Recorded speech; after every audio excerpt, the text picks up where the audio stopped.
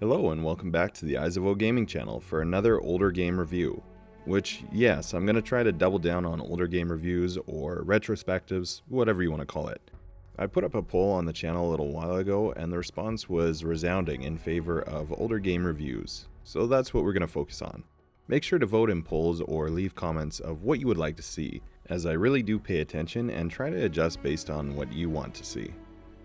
So with that little update out of the way, what are we looking at today?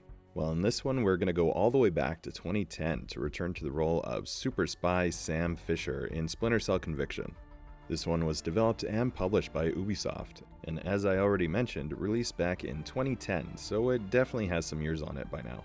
But maybe this game was able to stealth its way past you on release, and you're wondering if it's worth picking up and giving a try all these years later. Well, you're in luck, because that's exactly what this series is for, as we're going to go over the various aspects of the game, with the hope of answering the most important question. Is this game worth it for you? Let's find out. So what's the basic idea here?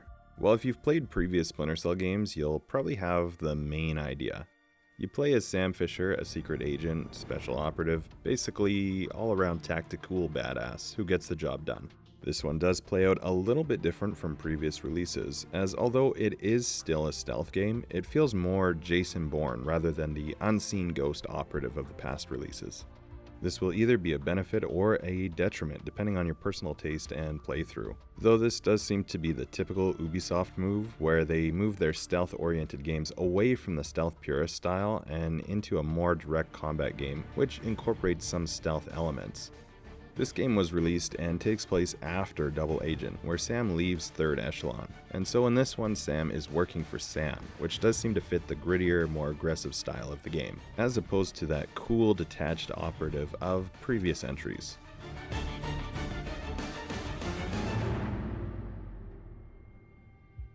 So yes, as I said, it does feel different from previous Splinter Cell games, but if we're looking at games to compare, it's still going to have enough in common that you can look to prior releases in the series to give you some idea what to expect.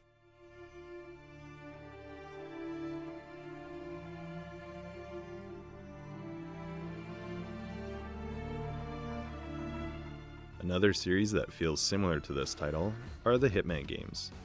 These ones follow the blend of combat and stealth, though obviously with some differences, as Hitman tends to rely on hidden in plain sight, but I feel like there's still a pretty good crossover in styles. Another aspect of the game which I think can be compared with a few others is the cinematic style mixed with third-person combat.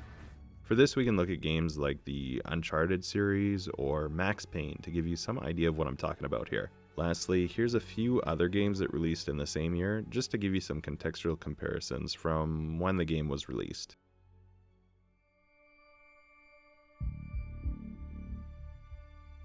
In terms of the gameplay and mechanics, what have we got here? Well, the basic answer is that it's a third-person stealth action adventure game. This one has a much more cinematic style than previous entries, and at times tries to go for that kind of blended game and action movie style, reminiscent of Max Payne. In this title, you're going to see that in the form of projected text on walls or even short video clips while playing through an area. Some other interesting mechanics include the Mark and Execute feature introduced in Conviction. Essentially, what this means is players will be able to mark some hostile NPCs or objects, and then press a button to take them out, John Wick style. Different weapons will have a different number of marks you can do, and there is some ability to upgrade weapons with additional marks. Another big one is going to be the interrogation sequences. Basically, this involves taking the NPC of interest and typically bashing them into environment objects, or some other form of using the environment as a form of persuasion. Looking into the stealth features, we do have a mechanic which lends itself directly to players who try to stay in the shadows. If you do get detected but manage to break the visual contact of enemies, a last known position or white outline of Sam will appear, indicating where enemies will be searching for the player. This can work out really well for setting up ambushes, but also allows for some serious cheesing of the game.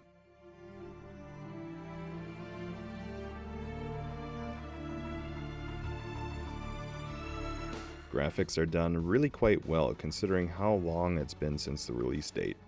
I really didn't find that the style or quality was too dated even with so many years after release.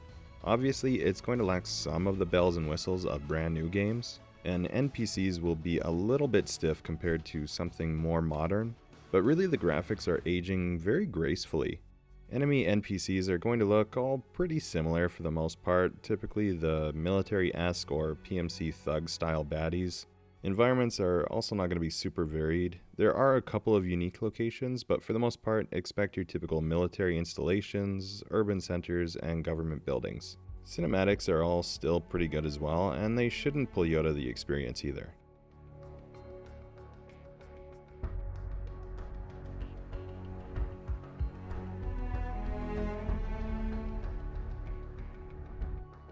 So what's setting this game apart from the others?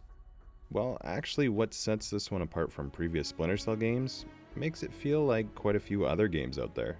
As I mentioned, this one has moved away from the purest stealth game and into a more general hybrid stealth/action shooter game. Whether or not this is a good or a bad thing is really going to be to each player's preference.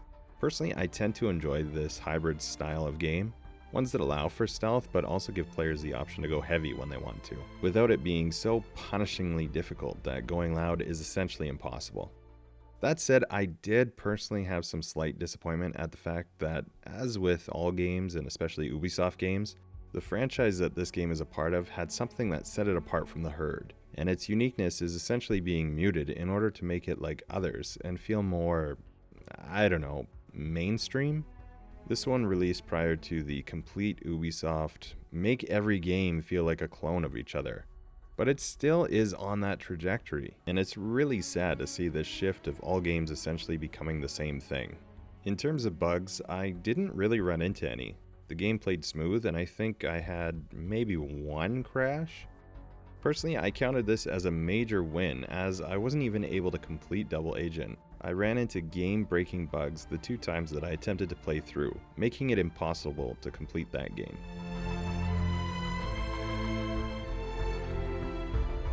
Sound is good in this game, as always in this franchise. The dialogue is well written and delivered really well. Michael Ironside reprises the role of Sam Fisher, and this always just brings out so much nostalgia to me. It just gives me that warm, fuzzy feeling of being back playing the original Splinter Cell games. Aside from Ironside, the other voice actors all do a pretty good job, and nothing stands out as being jarring or pulling you out of the immersion. I'll play some examples here so that you can decide for yourself on the sound.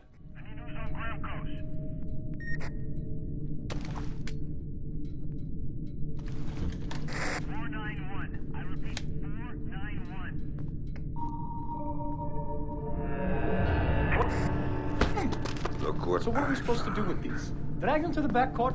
I've got an ID on the leader, Sam. His name is Dmitri Gramkos, a local street-level boss. He hires himself and his gang out on a regular basis. Who's he working for now? Why don't you ask him? I think I will. These covert op types love their sneaky-ass plan. It's Fisher! Sam! Shoot him!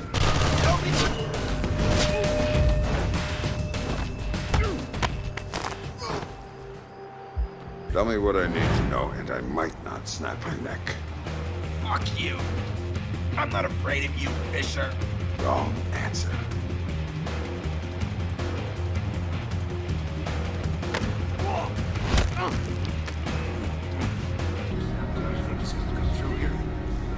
Makes the most sense. Whoa, Fisher! Too late! Too late for her! And too late to stop what's going down! Alright, so it's that time again. We're going into subjective territory. The first part of the review, as always, I tried to remain mostly objective. Of course there's some opinions sprinkled in, but that's almost impossible to avoid in a review. Now instead of the objective, what is the game, decide for yourself if you want to give it a try, we're going to get into my own personal feelings on it, and if I enjoyed it. Keep in mind that whether or not I liked it shouldn't be the deciding factor for you, as it doesn't mean that you will or won't like it. If you have any interest in what you saw, give it a try. Oh, and a quick mention for those of you new to the channel, don't expect a number rating, because I think those are a garbage way of considering the quality of games, movies, art, music, really anything subjective like that. So did I enjoy and do I recommend Tom Clancy's Splinter Cell Conviction? Never pass up a good thing. Yes, I enjoyed this game a lot. As I mentioned, I was a little disappointed in the deviation from the original feel of the series, but I think this one still holds up on its own. As I said before, I kind of had some Max Payne vibes from this game, and I really enjoyed that one as well. This one is a more old school style game, and it was nice to get back into something like this, as opposed to the open worlds of nothing, microtransaction farms of many modern games. This one is just a fun action game with a decent overall story and classic Ironside goodness.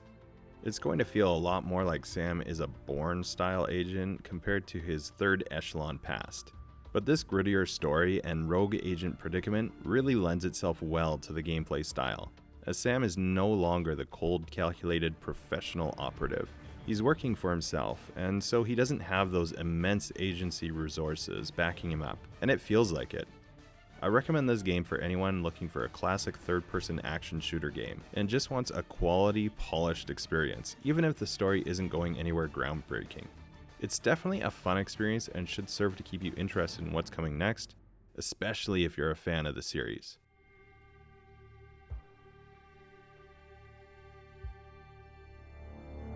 So I hope you enjoyed this look at Splinter Cell Conviction. Have you played the game already? Did you agree or disagree with my assessment? I would enjoy to read about your takes in the comments section as well. Please like the video if you found it entertaining or informative, and also consider subscribing to the channel.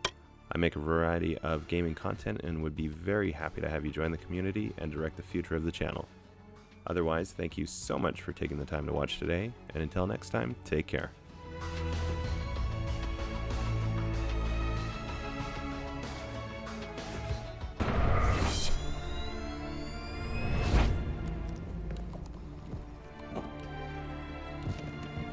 The thing you have to understand is this. The Sam Fisher you knew is dead.